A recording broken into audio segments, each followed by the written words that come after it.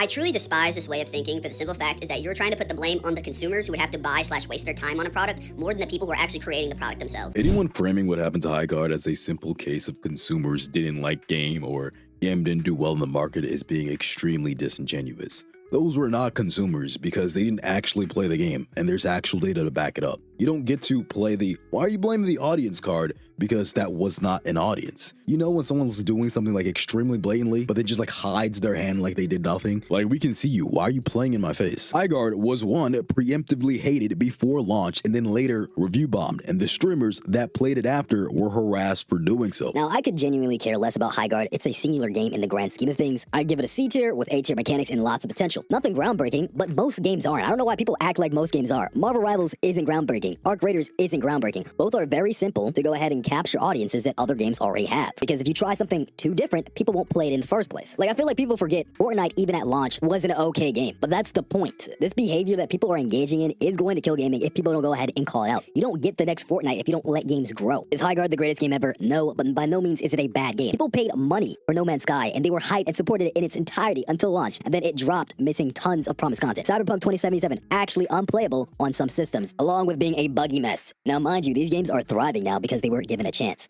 Now, answer me this, why does Highgaurd have the same level of, if not more, vitriol, hate, and just overall level of review bombing as games that essentially stole from customers? So to blatantly spell it out, no, those were not consumers that engaged with Highgaurd in a genuine manner. It was a hate mob that attempted to kill a game from a small studio. Most of the criticism is useless because people didn't actually play the game, and it shows in the things that they complain about because these are things they would know if they actually played it for more than 30 minutes.